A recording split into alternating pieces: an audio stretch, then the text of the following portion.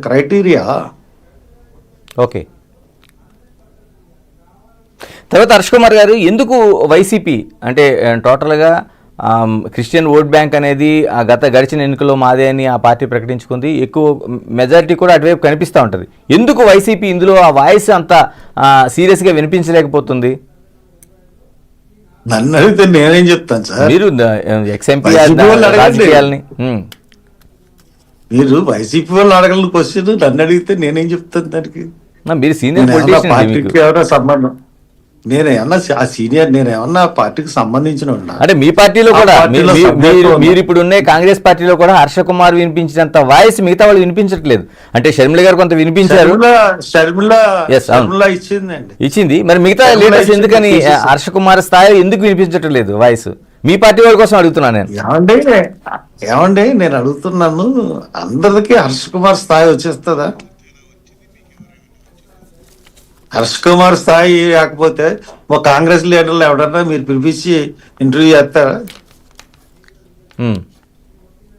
నేను 2 సార్లు ఎంపీ కాబట్టే కదా, పేదల పక్షాలు పోరాడతాననే కదా, నేను ఫైర్ బ్రాండ్ అనే కదా, ఏ విషయంలో ముందుకెళ్తాననే కదా మీరు నన్ను పిలిపించి మాట్లాడుతున్నారు. కాంగ్రెస్ లీడర్ని అసలు ప్రెస్ వాళ్ళు ఎవరన్నా డిబేట్స్ కన్నా పిలుస్తారా? అలాగే ఏం చెప్తాం సార్? అది ఈ పార్టీ అయితే ఉంది, ఎవరన్నా ఒక్కళ్ళన్నా ఏ ఛానల్ ఉన్నా ఛానల్ వాళ్ళైనా కాంగ్రెస్ పార్టీ కమ్యూనిస్టులు పిలుస్తారు తప్పితే, కాంగ్రెస్ కన్నా ఓటు తక్కువ వచ్చారు కమ్యూనిస్టులు పిలుస్తారు తప్పితే కాంగ్రెస్ ఎందుకు పిలవరు మీరు? ఫాల్ట్ మీదండి, ప్రస్తుతండి ఒక పార్టీ గాలో వినిపించడానికి ఆ పార్టీకి కూడా ఛాన్స్ ఇవ్వాలి. హర్ష కుమార్ వాయిస్ ఎప్పటికప్పుడు వినిపిస్తూనే ఉంది. వినిపిస్తుందంటే అది నా ఇండివిజువల్ అండి, ఇండివిజువల్. ఓ పక్కన చింతామోహన్ గారు తిరుగుతూ ఉంటారు, ప్రెస్ మీట్లు పెడతా ఉంటారు, ఆయన ఒకటి వస్తూ ఉంటుంది. అలాగే మాకు కొంతమంది ఉన్నారు, మేము ఎక్స్ఎంపీలం కాబట్టి మాకు గుర్తింపు ఉంది కాబట్టి ప్రెస్లోను దాంట్లోనూ మాకు నడుస్తుంది. అంతేగాని తక్కువ వాళ్ళు పెద్ద ఎక్కువ రారు కదా.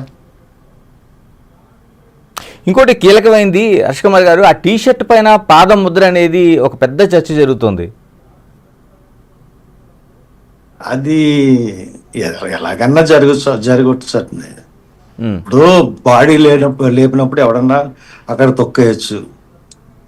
టీషర్ట్ మీద పాదం ముద్ర అన్నదానికన్నా టీషర్ట్ లోన దెబ్బలు ఇంపార్టెంట్. ఓకే.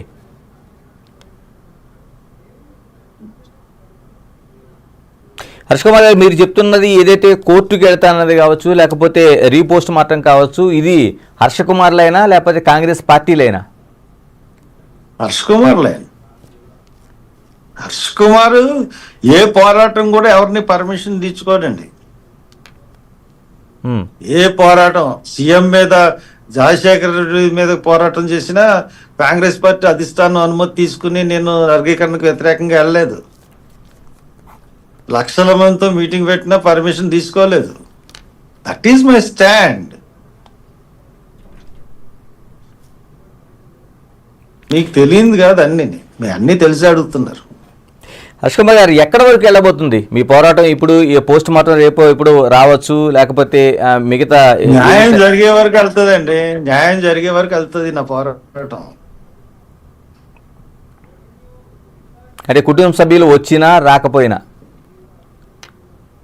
కుటుంబ సభ్యులతో దాంట్లో కుటుంబ సభ్యులతో లేదు. As a citizen, as a elder of the, ఒక సీనియర్ సిటిజన్గా, ఒక ఎల్డర్గా నేను అడిగే రైట్ నాకు ఉంది. హర్ష్ కుమార్ గారు, అంటే చాలా వరకు అనుమానాస్పద మరణాలు కావచ్చు, రోడ్డు యాక్సిడెంట్స్ కావచ్చు, లేదంటే ఇలాంటి ప్రబతుకులు కావచ్చు, చాలా యాక్సిడెంట్స్ జరిగినాయి. ఒక్క హర్ష కుమారు ఈ కేసులో మాత్రమే, అంటే పాస్టర్ ప్రవీణ్ పగడాలకు మాత్రం ఇంత స్ట్రాంగ్గా తీసుకోవడానికి ఏమైనా కారణం ఏమైనా ఉందా?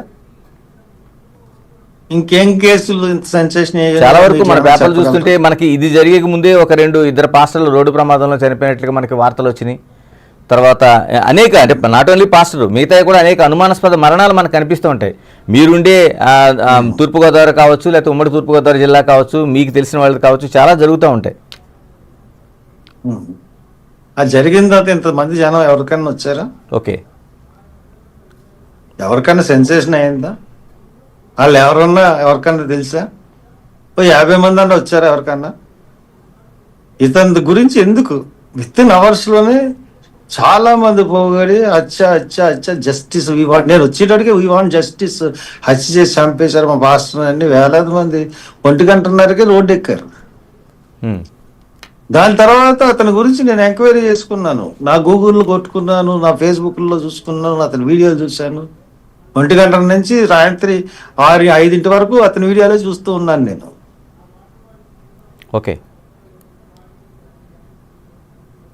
అతన్ని అప్పుడు డెఫినెట్గా ప్రభుత్వమే వెనకుంది దీని వెనకాలని అనిపించింది. అందుకనే ఆ వీడియో నాకు చూపించారు పోలీసులు. ఉమ్. పోలీసులు చూపిస్తే నేను ఇది నమ్మట్లేదు, ఇది యాక్సిడెంట్ అని నేను నమ్మనని వాళ్ళు చూపించిన వెంటనే రిజెక్ట్ చేశాను. ఇది first video, police station first video వచ్చింది. అవుట్ పోలీస్ స్టేషన్ లో ఇలాగ వెళ్ళిందండి, దుమ్ములేసింది అండి అని చెప్తున్నారు. పెట్రోల్ బంక్ ఆపోజిట్ లో, పెట్రోల్ బంక్ ఆపోజిట్ లో వచ్చింది. అవునండి. ఓకే. అదే చెప్పాను, ఇది నేను నమ్మను. నేను ఇలా దుమ్ము వచ్చిందండి అని చాలా కన్విన్షన్ లేదు. నన్ను సాటిస్ఫై చేయలేరు డిఎస్పీ గారు, అడిషనల్ ఎస్పీ గారు. ఐఎమ్ టోటల్లీ డిఫర్ అవుతున్నాను మీతో. యాక్సిడెంట్ అనడానికి ఏది మీ దగ్గర లేదు. మీరు కన్విన్స్ చేయడానికి ప్రయత్నిస్తున్నారు మమ్మల్ని. అంత కన్విన్స్ చేయాల్సిన అవసరం మీకు ఏంటి? హర్ష కుమార్, అంటే ఇప్పుడు రిలీజ్ చేసిన పోలీసు వీడియోలు ఏవైతే ఉన్నాయో వాటిపైన అనుమానాలు ఉన్నాయంటున్నారు. దాన్ని ఏమైనా క్రాస్ చెక్ చేయాలా, లేకపోతే ఫోరెన్సిక్ లాంటి చోటకి ఏమైనా పంపించాలని ఏమైనా డిమాండ్ ఉందా మీది? ఏమండి, ఇప్పుడు ఒక 30 సెకండ్ల వీడియో దాంట్లో ఇది రికార్డ్ అవుతుందండి.